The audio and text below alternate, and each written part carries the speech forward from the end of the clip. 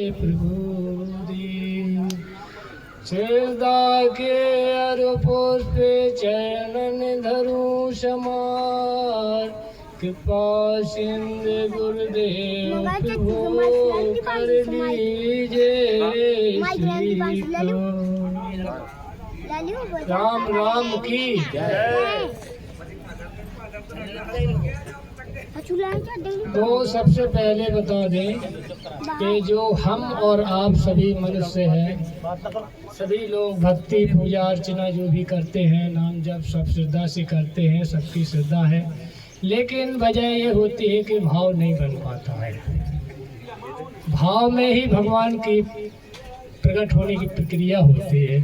जब आदमी का भाव बन जाता है तो उसको फिर कहीं जाने की ज़रूरत नहीं होती है, ना किसी से पूछने की ज़रूरत होती है। जब उसके अंदर भाव आ जाता है ना, तो उसको स्वतः ही अपने आंतरिक आत्मा में भगवान प्रकट होने दिखाई देने लगते हैं।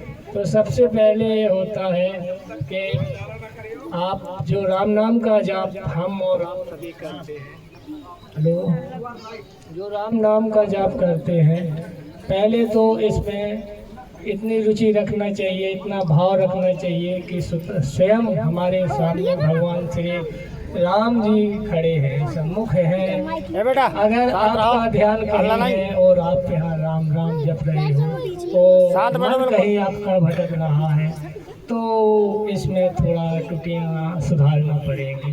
क्योंकि आप जब कोई कार्य करते हो तो ध्यान कहीं होता है, वो कार्य कहीं कर रहे होते हो, तो आपको कभी कभी ऐसा भी हो जाता है कि जिस कार्य को कर रहे हो उससे आपको थोड़ी समस्या खड़ी हो जाती है। क्योंकि सबसे पहले अपने मन को मारना पड़ेगा, क्योंकि जो मन है काम क्रोध लोभ मोह माया इनसे घिरा पड़ा हुआ है सब इंसान। इतनी इस दुनिया में भाग दौड़ की वजह से, उलझनों की वजह से कोई ये नहीं समझ पाता है क्या करे, हो क्या रहा। इस संसार में सभी व्यक्ति से, सभी लोग, जो भी व्यक्ति से पूछा जाए सभी यही कहते हैं हम परेशान हैं, हम परेशान हैं। किसी की समस्या कहीं हल नहीं होती है, लेकिन हल का सारांश अपने ही पास है। लेकिन हल करना सोचे कोई तो अपने ही अंदर है सब कुछ समझने का, और कहीं जाने की भी ज़रूरत नहीं है। बाकी आप खुश रहिए, संतुष्ट रहिए, आत्मा से अपने बात करते रहिए, भगवान का स्मरण करते रहिए। आप आत्मा से जिस दिन बात करने लगोगे उस दिन आपको कुछ भी ना चाहिए होगा, सब कुछ मिल जाएगा। बिगर मांगे मिलता है परमात्मा के यहाँ, राम जी के यहाँ बिगर मांगे मिलता है।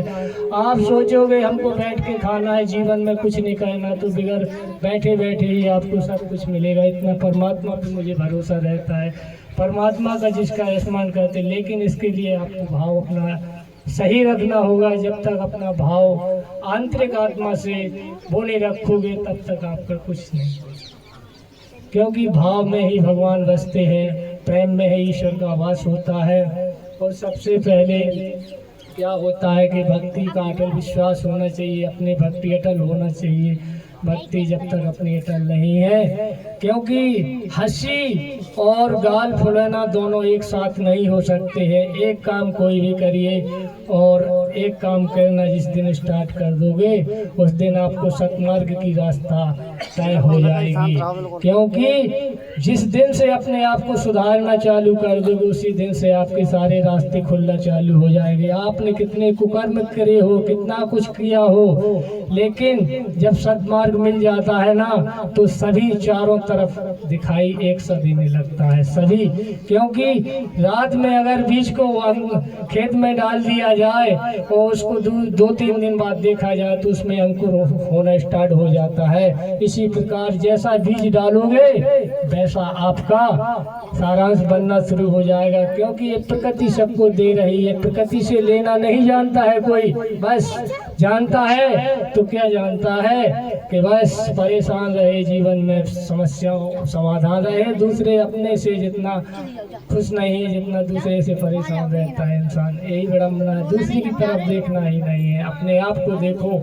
अगर तुमने किसी को गाली दिया तो वापसी में आपको वो गाली मिलेगी, क्योंकि वो रिटर्न में आपके ही पास आएगी। इसलिए उसकी तो जो नकारात्मक उसके साथ में प्रभाव था वो खत्म करके आपके पास फिर वापसी आएगी, क्योंकि आपका उसके पास पुण्य चला जाता है, उसका वो नष्ट हो जाता है, खत्म हो जाता है। इसलिए किसी के दूसरे के प्रति कोई भाव ये गलत नहीं सोचना चाहिए, गलत नहीं देखना चाहिए, और अपने आप को संभाल के चलना चाहिए साधना। क्योंकि आत्मा परमात्मा में लीन होती है, आत्मा अपने ही अंदर है, उसको जगाइएगा आत्मा को। जब तक आप आत्मा का साक्षात्कार नहीं करोगे तब तक आपका परमात्मा से भेंट नहीं हो सकती है। आत्मा के बाद आप परमात्मा में पहुंच पाओगे। इसके लिए आपको थोड़ा सा मेहनत और धीरज और सब कुछ करना पड़ेगा, फिर आपको स्पष्ट दिखाई देना स्टार्ट हो जाएगा। आपको ये लगने लगेगा अभी तक हम कहाँ थे और कहाँ भूले भटके घूमते रहे फिरते रहे। और जिस दिन आपको परमात्मा का साक्षात्कार हो जाएगा, उस पर दूसरे के ऊपर कंधे पर वजन रखना उसी दिन से बंद कर दोगे।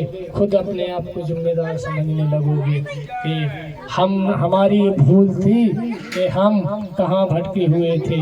क्योंकि भजन में वो शक्ति है, वो ताकत है, वो सब कुछ है कि आपको अगर मृत्यु भी आ रही होगी तो नया जीवन दोबारा से मिल सकता है। भजन में इतना बल होता है, भजन से सारे रोग कष्ट हर चीज मिट जाती है। लेकिन आपके अंदर विश्वास जागरूक हो जाए, परमात्मा के प्रति विश्वास जिस दिन जागरूक हो जाएगा उसी दिन से आपको स्वतः ही सारे काम स्टार्ट हो जाएगा। सबसे पहले तो हर व्यक्ति को सुबह 4 बजे के पहले उठ जाना चाहिए चारपाई से। ऐसा नहीं कि आप सो रहे हो, बोले हम भजन करते हैं और भजन करते हैं 10 बजे आपका भजन का टाइम है, 11 बजे तक आप सोते हैं। ये सब नियम नहीं है, ये सब सिस्टम नहीं है। सिस्टम बनाइएगा, आपको 1 हफ्ते में लाभ मिलना स्टार्ट हो जाएगा। आपको पता हो जाएगा कि किसी ने कहा था, क्योंकि जब तक अपने आप को नहीं संभालोगे तब तक कुछ नहीं।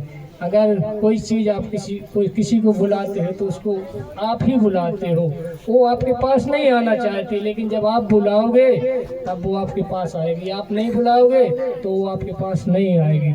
इसीलिए भजन को बढ़ाइएगा, भजन बढ़ेगा त्यों आपको इतना आराम मिलेगा। जैसे डॉक्टर के यहाँ से दवा लेके आते हो, पीते हैं, उसी प्रकार से धीरे धीरे स्वास्थ्य होना चालू हो जाएगा। आप बिल्कुल इतने खो जाओगे, राम नाम में इतना खो जाओगे, इतने तल्लीन हो जाओगे कि आपको किसी से बात करने की तक की जरूरत नहीं पड़ेगी। आपको ऐसा लगेगा बस मुझे तो एकदम अकेलापन चाहिए, मुझे किसी से बात नहीं करना है, मुझे किसी के पास नहीं जाना, मैं तो अपना भगवान का भजन कर रहा हूँ, मेरे भजन में कोई डिस्टर्ब ही ना करना पाए। यही सब काम ना करना चाहिए।